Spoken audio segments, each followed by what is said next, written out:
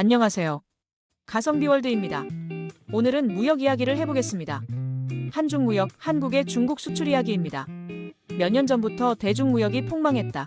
중국을 통한 수출 호황이 끝났으니 이제 다른 수출 전략, 다른 수출 지역을 찾아 나서야 한다는 이야기가 엄청 많이 흘러나왔습니다. 특히 2002년 여름 최상목 당시 경제부총리가 중국 수출 시대가 끝나가고 있다는 말을 공개적으로 하면서 윤석열 정부의 중국 정책이 바뀌는구나 충격을 주기도 했었습니다. 그 후 34년이 지난 지금도 대중무역 호시절은 끝났고 새 살길 찾아야 한다는 이야기는 끊임없이 계속되고 있습니다. 이제 대중수출 문제를 냉정하게 다시 생각해 볼 때가 됐습니다. 특히 중국에 대한 경계감도 나아가 일부지만 중국 혐오론과 중국 음모론까지 나타나고 있는데요. 중국 경제와 한중 경제관계에 대해 팩트에 입각해서 마음을 비우고 관찰할 필요성이 대단히 중요한 때가 되었습니다. 그래서 오늘은 팩트 즉 통계 자료를 가지고 세 가지 점을 말씀드리려고 합니다.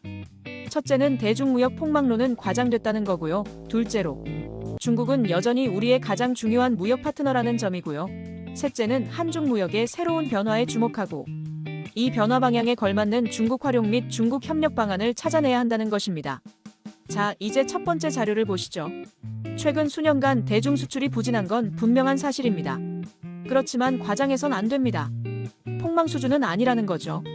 그림에서 보는 대로 우리 수출에서 중국의 비중은 작년에 19.5%로 여전히 1위입니다. 여기에 홍콩까지 포함하면 24.6%나 됩니다. 4분의 1 수준이죠. 홍콩 수출은 사실상 대중국 수출이나 마찬가지거든요. 중국으로 가장 많이 수출하는 나라인 대만은 이미 이렇게 집계하고 있습니다. 대미 수출이 많이 늘어나고 있는 건 사실이에요. 그런데 트럼프 대통령의 관세 폭탄이 예정돼 있어 어떻게 될지 모르는 상황입니다. 중국 기준으로 보더라도 한국의 대중 수출, 중국 입장에서는 대한국 수입이지요. 이쪽으로 얻기만 하는 건 아니에요. 그래프의 검정색 선이 한국의 중국 수입 점유율인데 계속 줄어들어서 23년에는 6.3%까지 떨어졌어요. 24년에는 7.0%이고요.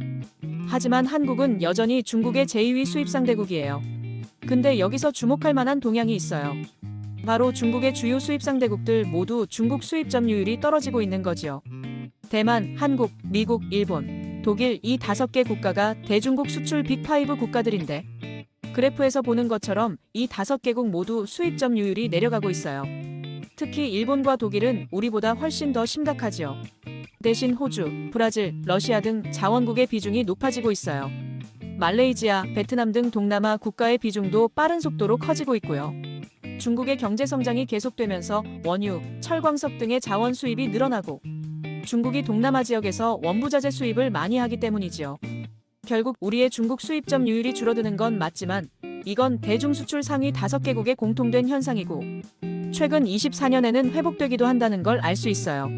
다음으로 우리의 대중무역이 흑자에서 적자로 전락했다는 지적도 냉정하게 잘 볼 필요가 있어요. 윗 그래프는 우리나라 관세청에서 집계한 대중국 수출입이고 아래 그래프는 중국 정부 해관총서라고 부르지요. 에서 집계한 대한국 수출입이에요. 간단하게 말하면 우리 기준으로 보면 23년과 24년 2년째 무역 적자를 보이고 있고 중국 기준으로는 중국이 무역 적자 즉 우리가 무역 흑자를 기록 중이에요. 물론 중국 기준으로 볼 때 우리의 대중국 무역 흑자 규모가 줄어들고 있기는 하지요. 하지만 작년 24년 기준으로도 중국의 대한국 무역 적자가 353억 달러나 돼요. 작은 액수가 아니지요. 시간 관계상 자세히 설명하기는 어렵지만 대중국 무역 적자가 계속되지 않도록 주의해야겠지만 종합적으로 볼 때 대중국 적자라고 보기는 어렵고 어떤 점에서 대중국 흑자도 나름 규모로 계속되고 있다고 봐야 해요. 지금까지 말씀드린 걸 중간 정리해보면 3가지로 요약될 수 있어요. 첫째, 한국은 여전히 중국의 주요, 즉 제2위의 수입 상대국이고 둘째 대중국 무역 적자를 확대 해석하는 건 조심해야 하며 세 번째는 중국은 우리나라에 비교 불가능한 대체할 수 없는 중간재 수입 상대국이라는 것입니다. 섣부른 우려보다는 정확한 내용 파악과 우리의 대응이 중요하다는 거지요. 그럼 우리는 어떻게 해야 할까요? 이걸 찾아내기 위해서는 우리의 대중국 수입을 정확하게 봐야 합니다. 중국은 어느덧 한국의 최대, 압도적 1위의 수입 상대국으로 떠올랐습니다. 24년 중국의 한국 수입 점유율은 22.1%로 2위인 미국보다 2배나 큰 비중을 차지하고 있어요. 그런데 우리나라가 중국에서 수입하는 제품은 주로 중간재라는 걸 주목할 필요가 있어요. 보통 반제품과 부품을 중간재라고 하는데요. 이 중간재가 우리나라의 대중국 수입에서 차지하는 비중이 64.7%나 돼요. 중국산 반도체는 물론 기계 부품, 전기자전거용 배터리, 자동차 부품, 기계 부품 등이 다 여기에 포함되지요. 미국이나 일본의 경우에는 2030%밖에 안 돼요. 대신에 이 두 나라의 대중국 수입에서는 소비재가 절반 가까이 됩니다. 내친 김에 한마디 더 하자면 우리의 대중국 수출품 중에서 중간재의 비중은 더욱 커지고 있어요. 중간재가 86.9%나 되는데 이 중에서도 부품이 61.5%나 됩니다. 반도체, OLED 등 첨단 기술 제품이 바로 부품이지요. 결국 한국과 중국은 자국 내 생산에 필요한 부품, 즉 완제품 생산용 원부자재를 서로 조달하는 과정에서 대량의 무역 관계를 형성하고 있다는 거죠. 이런 관계가 과거와 다른 점은 한국의 일방적 수출에서 벗어나 한중 간 균형적인 무역으로, 즉 수출도 하지만 수입도 많이 하는 무역 관계로 바뀌고 있다는 거죠. 새로운 방식의 한중 간 국제 분업이 이루어지고 있는 거지요. 자, 이러한 변화를 감안한다면 우리는 대략 세 가지의 대응 전략을 생각할 수 있을 거라고 생각합니다. 첫 번째로 새로운 대중국 수출 효자 상품을 만들어내야 합니다. 첨단 부품, 소비재, 식품 등이 그런 제품이지요. 두 번째는 어떻게 하면 중국산 중간재를 우리나라 국내 생산에서 잘 이용할 건가? 즉 어떻게 하면 중국산 부품으로 우리의 국내 제조업 생산을 잘할 것인가이고요.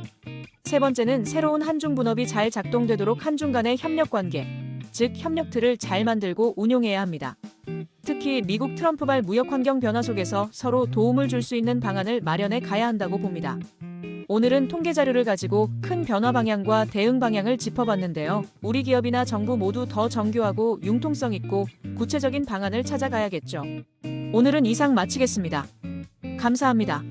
구독과 좋아요는 큰 힘이 됩니다.